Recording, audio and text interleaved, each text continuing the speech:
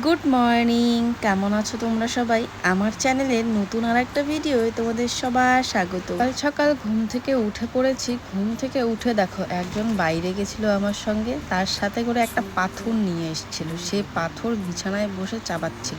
সকালে উঠে আমার যা যা কাজ থাকে সেগুলো আমি আগে সেরে নেই, তারপর রান্নাঘরে যাই। প্রতিদিনের মতো আজকেও ঘর ঝাড় দিছি, মুছছি, এরপর রান্নাঘরে চলে এসেছি। বর নাকি সকালবেলা ডালিয়া খাবে, সেজন্য সকাল সকাল ডালিয়া রান্না করছি। আর তোমরা পুচুকে দেখো সারাদিন শুধু দৌড়াদৌড়ি, আর রান্নাঘরে আসবে দুধ চাওয়ার জন্য। দুধ যখন দেবো তখন খাবে না, ও চুপচাপ শুয়ে আছে। আমি ওকে ডাকছি, আমার কাছে আসবে। এখন আমাকে পুরো জ্বালাতন শুরু করবে যে চলো বাইরে চলো, কোলে নাও, এরকম। চলো আজকে সকালে ডালিয়াটা আমি কি কি দিয়ে খাচ্ছি সেটা বলছি। পটল ভাজা, আলু ভাজা, ঢেঁড়স ভাজা, ডাল আর ডালিয়া। একটা কাজের জন্য বর বাইরে যাচ্ছে, আর পুচুর অবস্থা দেখো।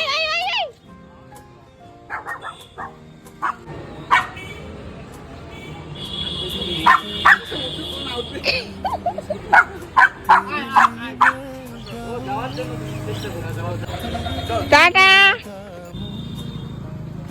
শোনো, এই যে পাপা গেল।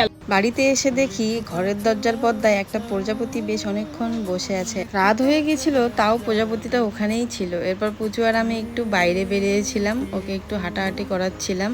বাইরে এসে দেখি আকাশটা কি সুন্দর। আলু ভাজা থাকা সত্ত্বেও আমার যেন কেন লম্বা লম্বা করে আলু ভাজা খেতে ইচ্ছে করলো, তাই আমি ভাজা করে তারপর খাচ্ছি দুজন মিলে। আকাশটা দেখো কত সুন্দর, তখনই তো বললাম এই জন্য আমরা বাইরে আসছিলাম আকাশটা দেখার জন্য। আজকে কিন্তু প্রচন্ড গরম পড়ছিল, আর সাথে কারেন্টও চলে গেছে এই দুপুরবেলা। তো আমরা বাইরে একটু হাওয়ার জন্য বসে আছি, কিন্তু একটা গাছের পাতাও নড়ছে না। যেহেতু বর বাড়িতে নাই, তো দোকানটা আমাদেরকেই সামলাতে হবে, তাই ভাই আর আমি দুজন মিলেই বসে পড়েছি দোকানে। ছেলে দেখো কি মনোযোগ দিয়ে মোবাইল টিপতেছে। ও হ্যাঁ, সাথে কিন্তু আমাদের পুচুও ছিল। দেখো ও এতক্ষণ ধরে আমার সঙ্গে রিলস বানিয়েছিল। তো চলো আজকের এই ভিডিওটা এই পর্যন্ত। কেমন লাগলো অবশ্যই কিন্তু কমেন্টে জানাবে। তো দেখা হবে তোমাদের সঙ্গে নতুন আর একটা ভিডিওয়। ততদিনের জন্য টাটা, বাই বাই, ভালো থাকবে সবাই।